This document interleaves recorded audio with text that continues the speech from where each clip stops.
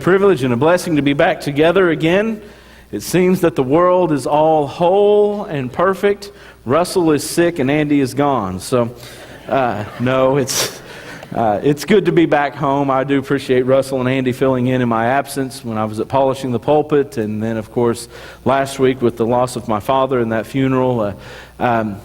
I appreciate the cards and the calls, the comments, the hugs. It's been a great blessing to be part of a loving family like here at West Hill, to know that people are concerned about me and really want what is best for me. And so that is a great blessing in itself. And I want to express my appreciation from my family to yours for all that you've done during this time.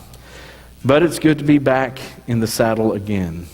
So thankful to be here. We do want to remind those who might be visiting with us that we want you to take the time to fill out a visitor's card, and we want you to be praying for and thinking about the upcoming events here at West Hill, especially if you're visiting us from our community. We do have this gospel meeting coming up. You'll hear a little bit more about that later on, but we want you to be a part of it. We want you to be a part of it not just because we want numbers here. We want you to be part of it because it is an opportunity to hear the saving gospel preached in truth and simplicity.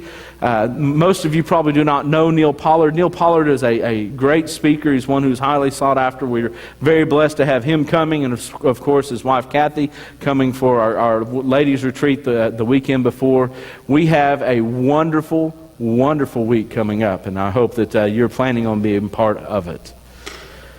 While I was away at Polishing the Pulpit in Tennessee, my wife held down the fort while the fort kept trying to crumble. She was holding it together, and part of that was the beginning of school. I hated to miss the beginning of school. It was the first time in the life of my sons that they have been on the same campus.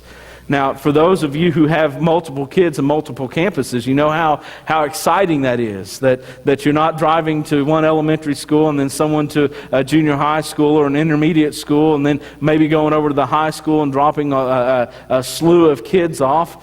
But for the first time in their lives, they're able to go to the same campus. And the older one drives the younger one, and I don't have to take them at all. It's so wonderful. But you know, with the start of school, there's always these little hiccups in the road that happens. And David, and I asked him before if I could tell the story, and he said yes. So he said it's okay. So David goes to school, and he has some lunch money and then some in his wallet, and at some point during the day, it's gone. Now that happens. He later in the week took an electronic device that he could listen to music on, and it's gone. And then last week, worst of all, he took his lunchbox, and it's gone. David doesn't get to eat for the rest of the year. Things like that happen.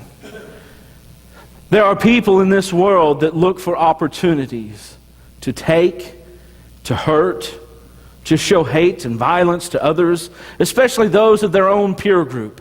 As if through crimes and through theft and through these bullying techniques, somehow we can control our community at the school, or maybe we can control the community at work. And as a result, this idea of power, or this play for power, makes a lot of people turn the wrong way in life.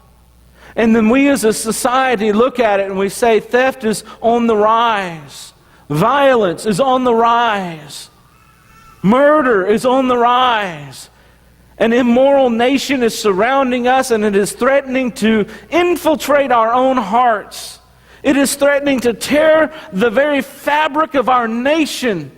And we look out into the world and we see that all around our nation are people who also want to control and to terrorize and to hurt.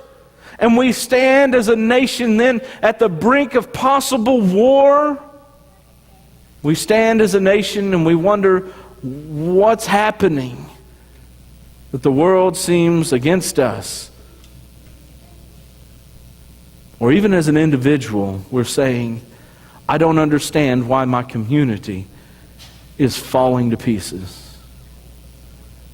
And so we come up with a lot of governmental ideas. We'll keep the kids in school for a little bit longer during the day, and maybe they won't get in so much trouble.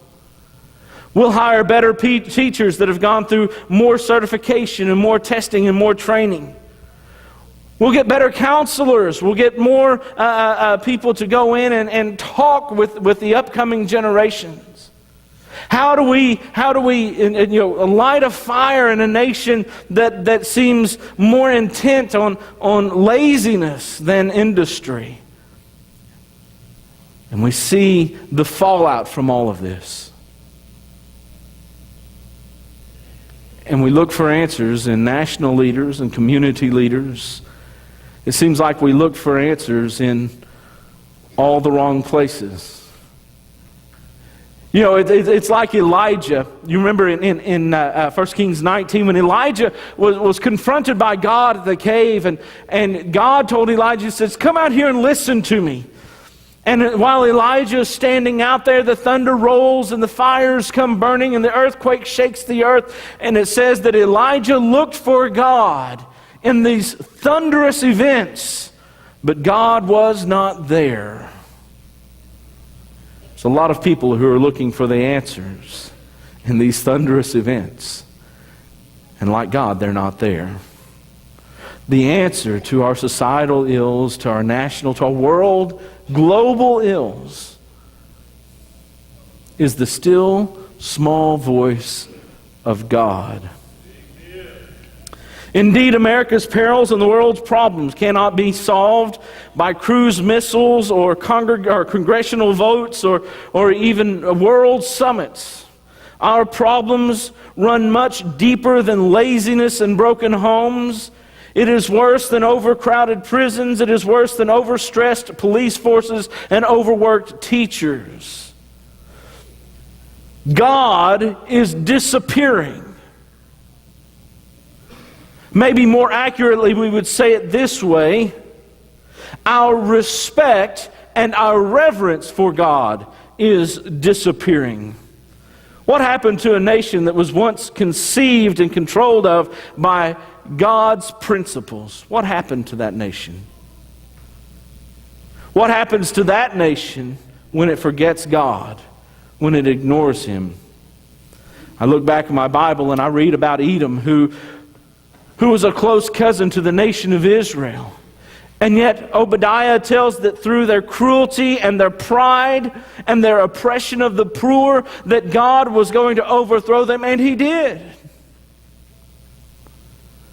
I look back and I read of the Syrians, who were a strict nation, a neighbor of Palestine, and because of their threat against God's people, God overthrew them and they were destroyed.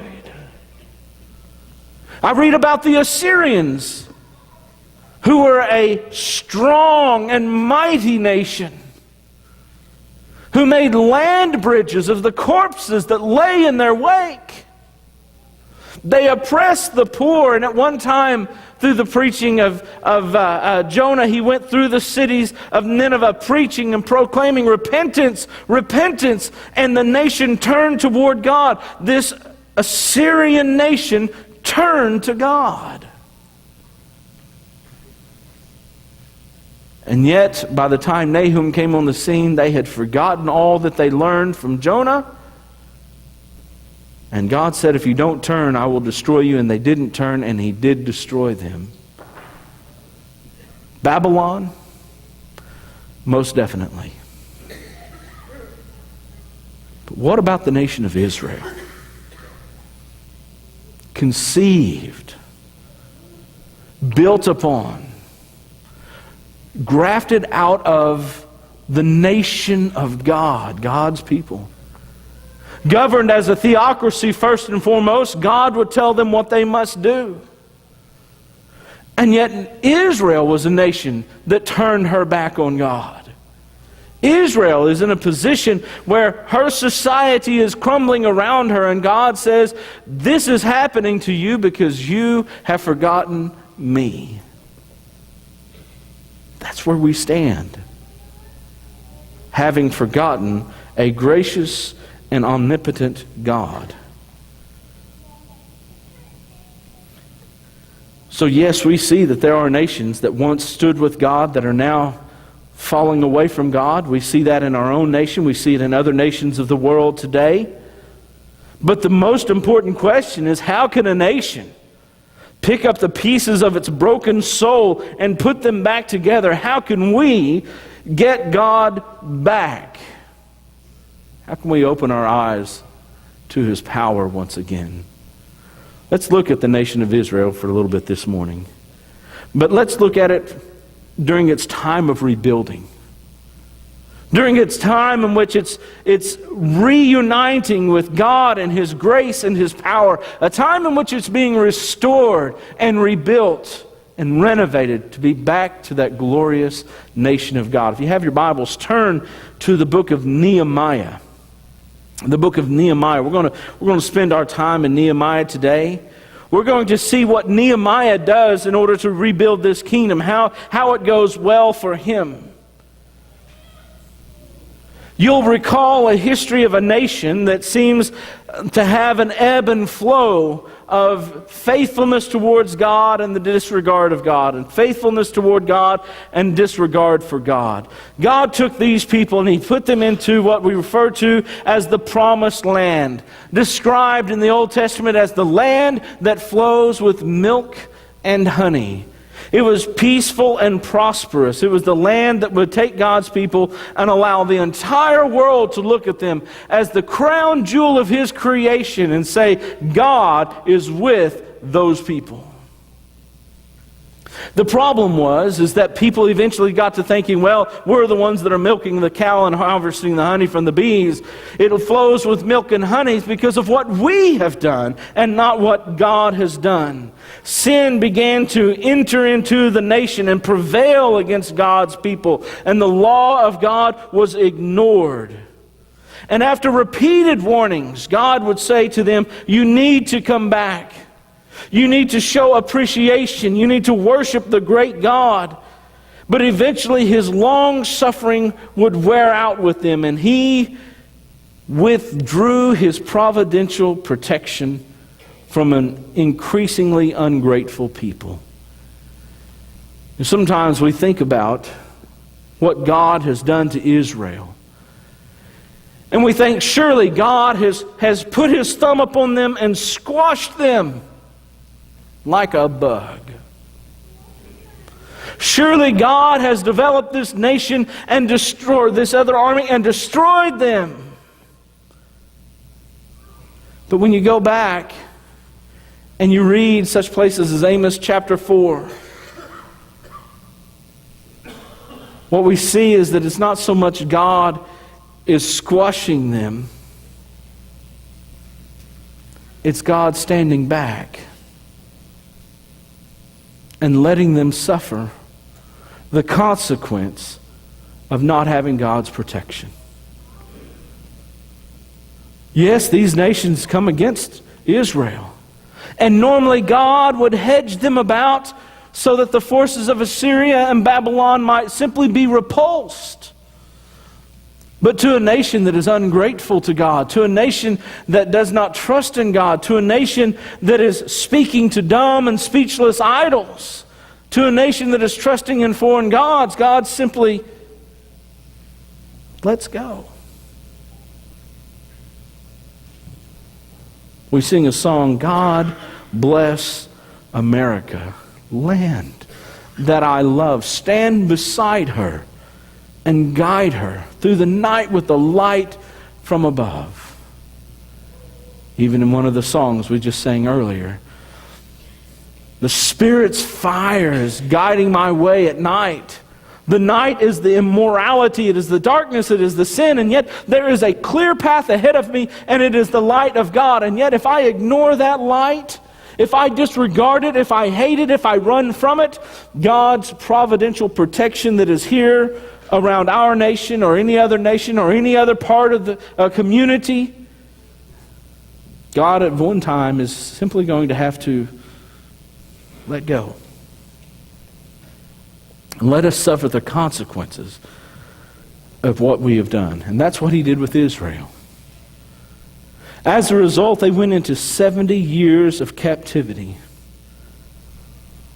The uselessness of their idols and their foreign gods was instantly apparent when they're standing in captivity and they're crying out to the rocks and to the groves and to the trees, to the Asherah, the Ashtaroth, Molech, Baal. And no one is coming to the rescue. No one is answering their calls because they're calling to the wrong place. Finally, through the preaching of Ezekiel, Jeremiah, and other prophets, they realize that the problem is not that God can't save us. The problem is that we have not sought God's salvation. God's deliverance, God's grace, God's salvation has always been there, right there in the very hollow of His hand, and He is holding it out for us. And they realize we have not got it because we have not sought it. And they begin to cry unto God for deliverance. Take us out of the hand of Nebuchadnezzar. Take us away from the hand of the Babylonians. And then finally, God, after 70 years that He had promised before the captivity ever began, 70 years later, He allows them to return home. And that's where we find Nehemiah. Nehemiah, who was a cupbearer in the Persian kingdom. Nehemiah, who was trusted by the king. And anyone who's going to taste your food and drink your drink before you to make sure that it's not poisonous, you've got to put a lot of trust in that man. And that's what the king did. In Nehemiah chapter 1, trouble is first reported to Nehemiah. The exiles have gone home. They're looking around and they see all the things which are before them. They see a wall that is crumbled down and full of holes. They see the once glorious temple has been razed to rubble. Not only is it unfit for worship, you can't even go inside it. The structure is gone. They see around them nations and people that they don't know. They are strangers who hate them and despise them and want everything to stop them from completing their tasks. There are no homes to live in. There's no place to pitch a tent. Hananiah, Nehemiah's brother, comes to see him. Nehemiah is still a servant to the king of Persia, so he's not privy to what's happening in Jerusalem. And he asks the question, he says, how is the remnant doing? How are those who got back from the exile, how are they doing? I want to hear all the good things that are happening. I want to hear how prosperous they are. I want to hear how God has blessed them time and time and time again. I want to see the power of Jehovah in their lives. I love it. But Hananiah says to him in chapter 1 and verse 3,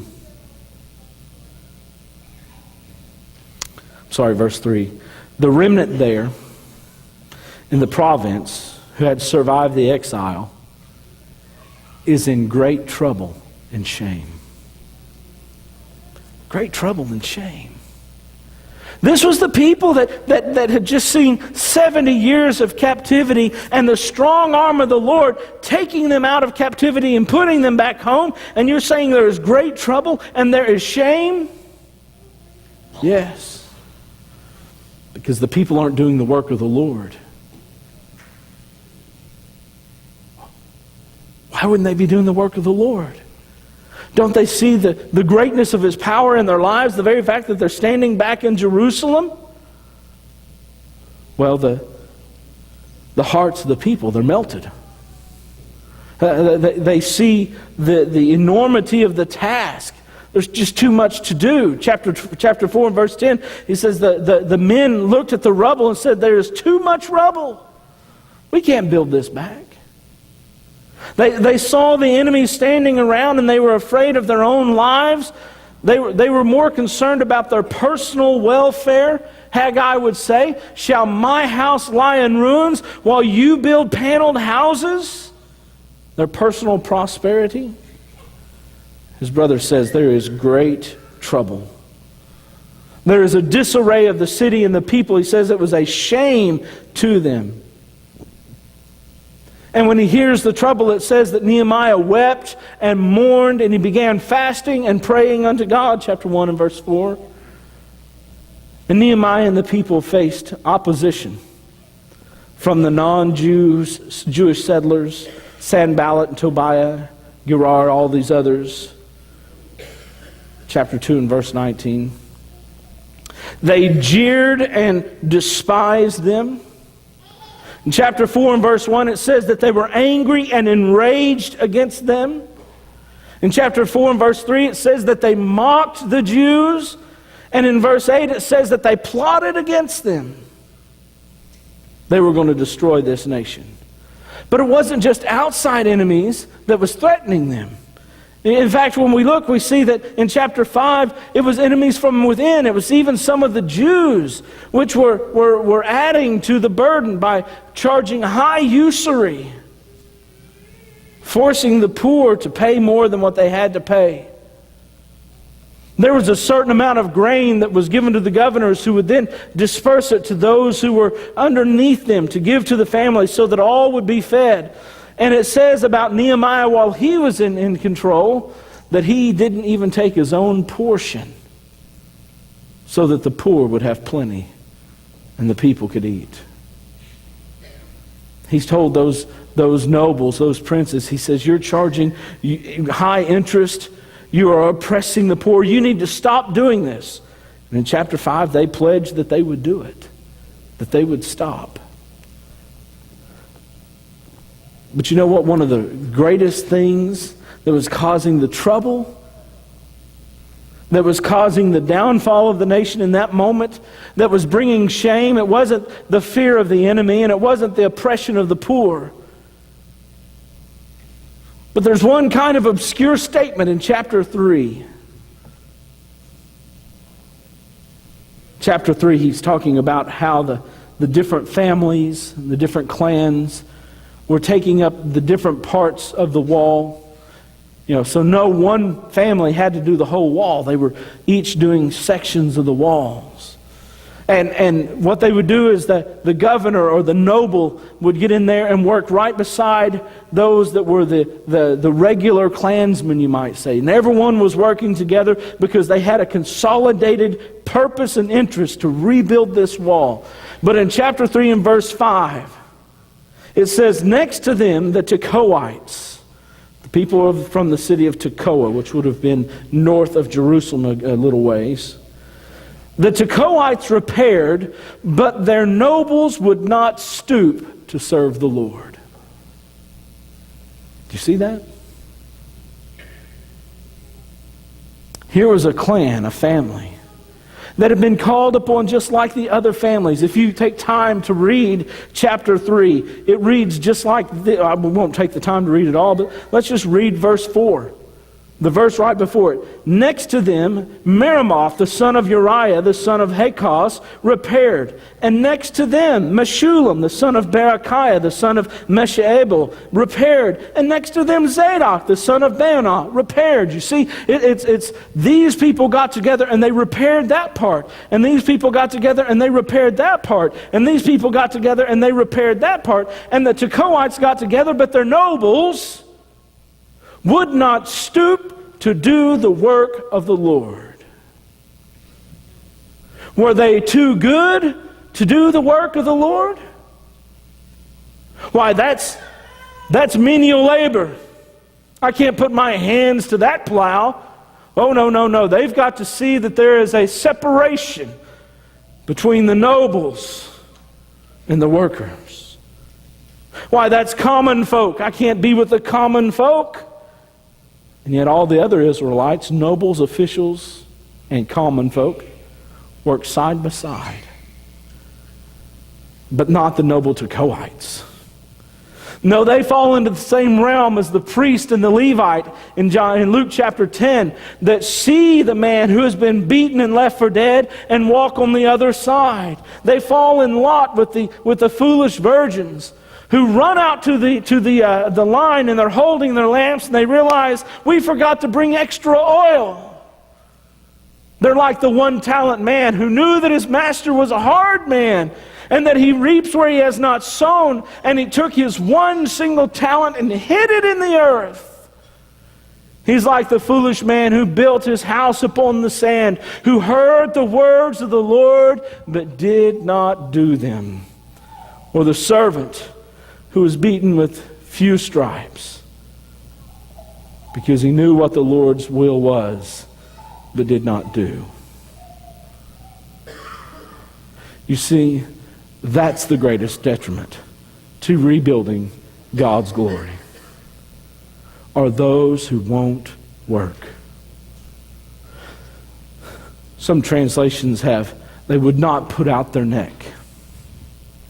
Maybe you have this image of the hen with her neck stretched out, and it's in peril and about to be cut off, but that's not the vision. The image is actually that they would not put their neck into the yoke and pull the plow along with everybody else. They had made this false dichotomy between what they were willing to do and what they weren't willing to do, and these nobles were not willing to do the work of the Lord. It's the saddest thing. You know, today, the biggest hindrance from the church accomplishing its greatest purposes is because some people think they're like the Tekoite nobles. That's menial.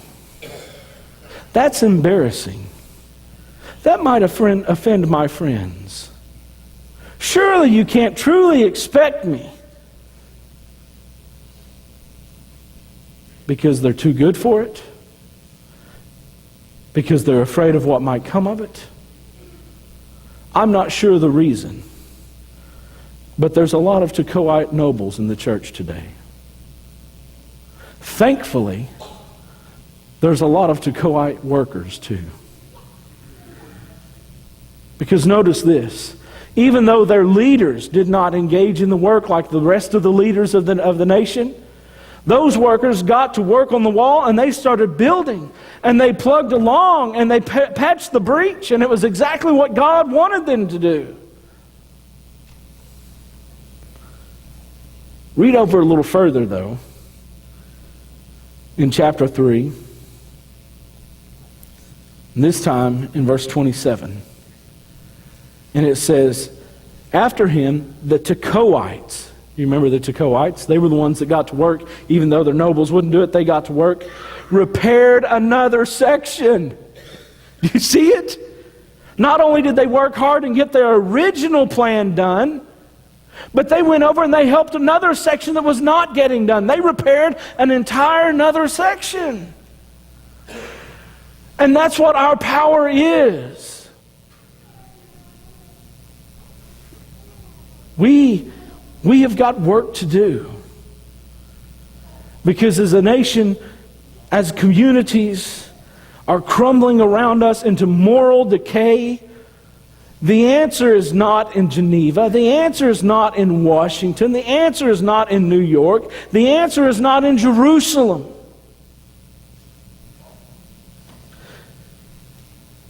The answer to save Corsicana is in this room.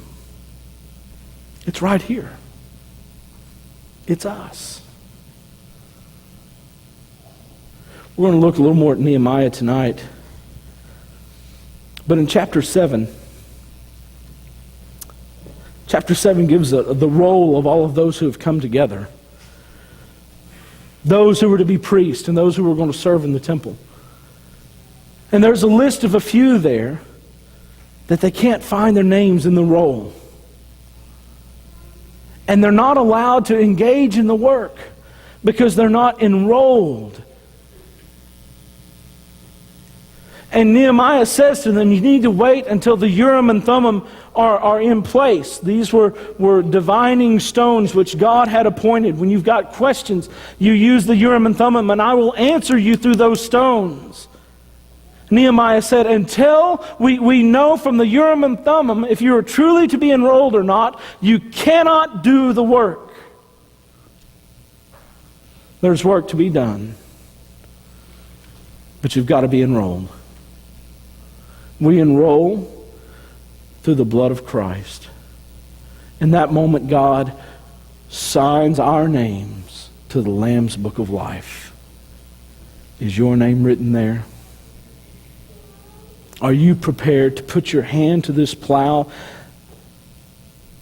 to do the work which God has called us to do? There are some more principles in Nehemiah that are just outstanding to look at. And I want you to come back tonight and hear the rest of what we're going to look at from Nehemiah. But I want you to come back, if you're not a Christian, I want you to come back as a Christian. I want you enrolled, and I want you part of God's force. If this morning you're not enrolled, if you're still on the outside, if your name is not written in the Lamb's Book of Life, you don't have to go another moment, another day, another hour without that being the case. All things are ready for you if you will respond to His graceful invitation while we stand and while we sing.